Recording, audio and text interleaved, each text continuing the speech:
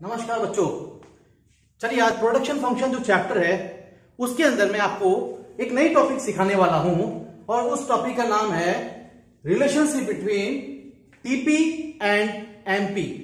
Relationship between TP यानी total product, MP मतलब marginal product. तो चलिए बच्चों, कई बार क्या होता है कि स्टूडेंट्स कहते हैं कि सर ये टॉपिक समझने में कई बार दिक्कत आती है हमें, मतलब कोई बात नहीं, चलिए मैं आज आपको पूरा रिलेशनशिप एक टेबल के जरिए मैं सिखाना पसंद करूंगा। तो चलिए आइए हम पहले टेबल बनाते हैं। देखिए इस टेबल में आप देख सकते हैं कि टोटल देयर आर 4 कलम्स। तो पहला कलम में आप लेते हैं labour. L stands for what? L stands for labour. देखिए 1 next, 2 next, 3 next, 4 next, 5 and at the last this is 6। ठीक है। नेक्स्ट बच्चों, सेकेंड कॉलम के अंदर हमें बनाना है टीपी। टीपी का मतलब होता है टोटल प्रोडक्ट, जिसका फॉर्मूला होता है एपी इंटू एल ऑब्लिक। एक फॉर्मूला और भी होता है जिसे हम कह सकते हैं summation of MP marginal product. TP equals to AP into L oblique summation of MP. जब हम न्यूमेरिकल करेंगे बच्चों, ये चीज आपको याद रखना पड़ेगा। क्या याद रखना पड़ेगा? कि टीपी का 2 फॉर्मूला होता है। चलिए थर्ड कॉलम में आप देख सकते हैं हमें निकालना है that is called MP. MP का फुल फॉर्म होता है marginal product equals to delta. Delta का क्या मतलब होता है? Change in TP, okay, upon delta L, change in labour, okay, delta TP upon delta L, यानी change in total product due to change in labour. And last column में हमें निकालना है एपी। एपी का मतलब होता है एवरेज प्रोडक्ट। इसका फुल फॉर्म क्या होता है? Average product equals to TP upon L, total product divided by L. तो ये इसका फॉर्मूला है। ओके। अब बच्चों एक चीज याद रखिए कि मैं आज आपको एक तरीका बता रहा हूं जिससे आप इस रिलेशनशिप को इस टेबल के जरिए लिखेंगे। चलिए देखो, एक चीज आपको याद रखना पड़ेगा कि जब हम टोटल प्रोडक्ट का वैल्यूज को लिखेंगे तब आपको एक चीज याद रखना कि एमपी के अंदर एक वैल्यू आपको 0 लाना है। एमपी के अंदर एक वैल्यू 0 लाना है, और कोई भी वैल्यू अगर 0 लाना है तो हमें उस वैल्यू को क्या करना पड़ेगा? 0 लाने के लिए वैल्यू को रिपीट करना पड़ेगा। और रिपीट कहां करेंगे बच्चों? मैं आपको बहुत क्लियर बता दे रहा हूं, टीपी के अंदर। चलिए मैं आपको लिख के दिखाता हूं और उस वैल्यू को रिपीट करके भी दिखाता हूं। देखिए स्टार्टिंग में हम क्या लेते हैं? 50, नेक्स्ट 90, नेक्स्ट 120, नेक्स्ट 140। अभी मैंने आपको क्या कहा था कि एक वैल्यू एमपी में 0 लाना है, और 0 लाने के लिए हमें क्या करना पड़ेगा? एक वैल्यू रिपीट करना पड़ेगा। देखिए बच्चों, मैं रिपीट कहां कर रहा हूं? मैं रिपीट कर रहा हूं टीपी के अंदर 140। देखिए मैंने एक वैल्यू को रिपीट कर डाला। अब एक चीज याद रखिए, यहां 0 लाएंगे तो 0 के ठीक बैकवर्ड में और क्या आएगा? नेगेटिव साइन आएगा। और नेगेटिव साइन लाने के लिए आपको टीपी का जो वैल्यू है अब उसको नीचे गिराना ही पड़ेगा। देखिए मैं 136 ले लिया, 136 ले लिया। अब चलिए MP equals to what? Change in TP due to change in labour. देखिए पहले मेरे पास 1 लेबर था और टीपी कितना था? 50। इसके पीछे कुछ नहीं है, हम डैश लगा लेते हैं तो फर्स्ट वैल्यू देखिए सेम आता है। नेक्स्ट अगले दिन आपने 2 लेबर रखा, पहले लेबर 1 था, अगले दिन आपने एक लेबर बढ़ा दिया, दैट बिकम्स व्हाट? 2 लेबर। अब देखो बच्चों, एक चीज आपको याद रखना पड़ेगा, जब आपने 2 लेबर किया तो टीपी के अंदर देखिए कितना वैल्यू आ गया। बहुत ध्यान से देखिए 9090। 2 - 1, एक लेबर बढ़ाया तो वैल्यू में कितना चेंज आया? टीपी के अंदर 90। मैं बोलूं माइनस करो, 90 - 50, आंसर कितना आता है? 40। ओके। नेक्स्ट अगले दिन मैंने 3 लेबर रख लिया, 3 - 2 यानी एक लेबर अगर और बढ़ाता हूं तो देखिए टीपी में क्या चेंज आ रहा है? 120। अगेन माइनस करिए, 120 माइनस 9090 कितना आता है? 30। अगेन 4 लेबर किया अगले दिन तो 4 - 3 एक लेबर अगर और हम बढ़ाते हैं तो टीपी में क्या चेंज आता है 140 - 120 यानी 2020 वापस 5 अगले दिन एक लेबर और बढ़ाते हैं 5 - 4 यानी if we are increasing 1 more unit of labour एक लेबर अगर हम और बढ़ाते हैं तो देखिए 140 - 140 कितना 0 आ गया ना। एंड लास्ट 1 लेबर और अगर बढ़ाते हैं 6 - 5 1 मोर लेबर अगर आपने बढ़ाया तो देखिए 136 तो यहां देखिए ऑटोमेटिकली कितना वैल्यू आ गया -4 जो कि मैंने आपको ऑलरेडी कहा था कि एमपी में एक वैल्यू 0 आएगा उसके बाद अपने आप नेगेटिव आएगा देखिए 0 आ गया। तो बच्चों एक बात याद रखना आप न्यूमेरिकल एग्जाम जब भी न्यूमेरिकल सम एग्जाम में मिले घबराना मत कई बार ये वैल्यू 0 नहीं भी आ सकता है तो आपको क्या करेगा स्ट्रेट अवे 20 के बाद -4 आ जाएगा तो ये नंबर हिडन रहेगा। तो आपको समझ में आ जाना चाहिए कि एमपी ऑलरेडी 0 आ चुका है उसके बाद नेगेटिव साइन आया है। अब अगला जो मुद्दा आता है वो ये है टीपी निकालना। अब टीपी आप कैसे निकालेंगे देखिए फॉर्मूला क्या है टीपी को एपी निकालने के लिए क्या है टीपी अपॉन एल। टीपी ये रहा 50 को 1 से डिवाइड करते हैं how much you are getting 50 90 को 2 से करते हैं 4 5 45 120 को 3 से करते हैं यानी 120 क्या है टीपी है 3 क्या है लेबर यानी देखिए फॉर्मूला क्या है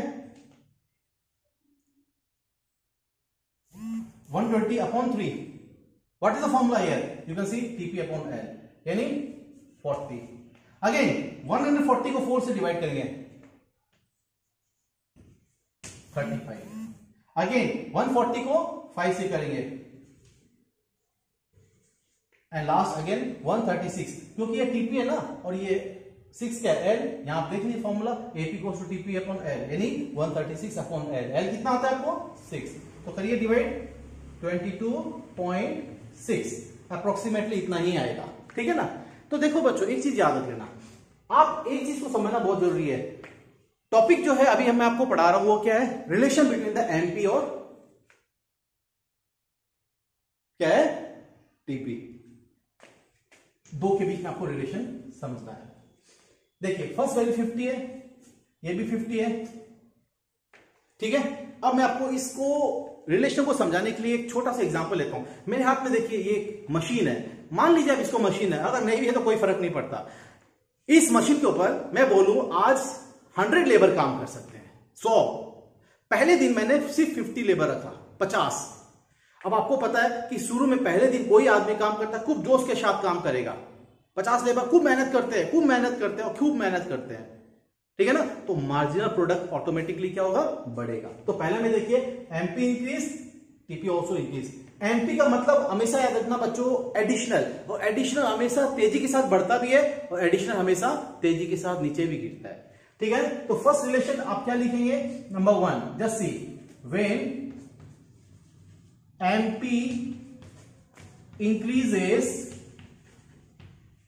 okay then TP okay also increases okay but MP increases more than TP but MP increases more than TP MP increases 50 हो गया then TP also increases TP भी 50 है बट एमपी हमेशा मैंने आपको क्या बोला एमपी मतलब एडिशनल हमेशा तेजी के साथ बढ़ेगा but MP increase more than TP आप देख सकते हैं ठीक है ना। That is the relation number 1। अब देखिए मशीन आ गई मेरे हाथ में वापस मैंने आपको क्या बोला इस मशीन के ऊपर 100 लेबर मैक्सिमम काम कर सकते हैं 100। फर्स्ट डे में मैंने 50 रखा अगले दिन देखिए मैं बढ़ा रहा हूं 60 70 80 90 लेबर बढ़ा दिया। तो जो पहले दिन 50 लेबर जो मैंने रखे थे वो कहते हैं हम क्यों काम करेंगे भाई नया स्टाफ आ गया उनको काम करने दो तो नेचुरल सी बात है मार्जिनल प्रोडक्ट तो घटेगा। आओ टेबल में जाके देखो 50 था अब क्या हो गया 40 30 20 कम हुआ कि नहीं हुआ 0 भी आया। ये हो गया आपको सेकेंड स्टेज मार्जिनल प्रोडक्ट घट रहा है देखिए 40 30 20 लेकिन टीपी को देखो आप 90 120 140 बढ़ रहा है टीपी बढ़ रहा है आपको लिख के दिखाता हूं, आइए मैं आपको लिख के दिखाता हूं कि सेकंड में क्या होगा। देखिए व्हेन एमपी फॉल्स, चलिए लिखते हैं, when MP falls, okay, then TP, TP को क्या हो रहा है देखो, इंक्रीजेस, टीपी क्या हो रहा है, बढ़ रहा है। यहां आपको याद रखना पड़ेगा, but at what rate, but at diminishing rate. ये एग्जाम में क्वेश्चन आता है। When MP decreases at what rate, TP increases. तो आपका आंसर होगा when MP decreases TP increases eight diminishing rate. मैं अंडरलाइन कर दे रहा हूं ताकि आपको ये याद रहे। किस रेट से बढ़ता है टीपी, धीरे धीरे, इसे बोलते हैं डिमिनिशिंग रेट। चलो बच्चों आओ वापस, मेरे हाथ में मशीन आ गई, आपको दिख रहा है शायद। एक मशीन वापस कितने लेवल काम कर सकते हैं, 100। पहले दिन कितना रखा, 50, अगले दिन कितना रखा, 60, 70, 80, 90। अब देखिए थर्ड डे में क्या करता हूं मैं, 100, 110, मैंने 110 लेबर रख लिए। आप बोलेंगे सर 100 तो कैपेसिटी है, आपने 110 कैसे रखे, 10 ज्यादा रख लिए ना, वो एक्स्ट्रा वर्कर हो गए, उसे बोलते हैं एक्सेस एम्प्लॉयमेंट, या दूसरा नाम होता है डिस्गाइज अनएम्प्लॉयमेंट। फिर बता रहा हूं, वो 10 आदमी कुछ काम नहीं करेंगे, उनकी मार्जिनल प्रोडक्टिविटी देखिए, राउंड का मतलब 0 होगा। आइए चलिए देखिए, यहां पे एमपी 0 है, रिपीट हो रहा है ना, इसे बोलते हैं maximum. When MP 0 TP is maximum. तो थर्ड क्या होगा, व्हेन एमपी इक्वल्स टू 0, ठीक है, then TP is what, TP is maximum. Okay, I think you understood. और लास्ट में सेम 110 लेबर रखा, 10 ज्यादा रखा, तो 0 के बाद क्या नेगेटिव होगा।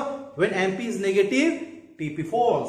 आप देखिए यहां पे एमपी क्या हो गया, ये हो गया थर्ड स्टेज, एमपी नेगेटिव हो गया, टीपी देखिए 141, 136 घट गया ना, यानी when MP, okay, when MP is negative,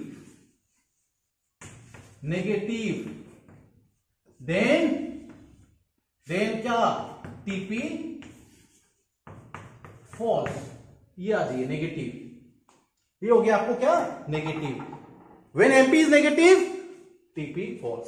बच्चों एक चीज और याद रखनी पड़ेगी आपको, यहां ये क्वेश्चन आता है कि एमपी के कितने स्टेज हो गए। पहला में देखिए बढ़ रहा है, इसे बोलते हैं फर्स्ट स्टेज, फर्स्ट। इसका नाम आप लिखना चाहे लिख सकते हैं, स्टेज में और आसानी से बताता हूं, 4 अंगुली ले लो आप, stage of increasing return, note कर लेना। उसके बाद एमपी को देखिए कम हो रहा है, 40, 30, 20, 0, इसको हम दे देते हैं सेकेंड स्टेज। 4 अंगुली लिखिए, एमपी कम हो रहा है ना, देखिए स्टेज ऑफ डिमिनिशिंग रिटर्न हो गया।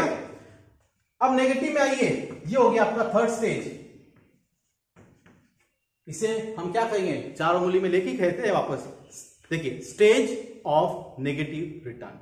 तो ये हो गया टोटल स्टेज। स्टेज कितना होता है, 3 स्टेज होता है, stage of increasing return, stage of diminishing return and stage of negative return. So this is what the relation between the MP and TP. I think आपको जरूर समझ में आया होगा। And if you have understood, I request you all please to like, share and also subscribe my channel. Thanks to all of you for watching it.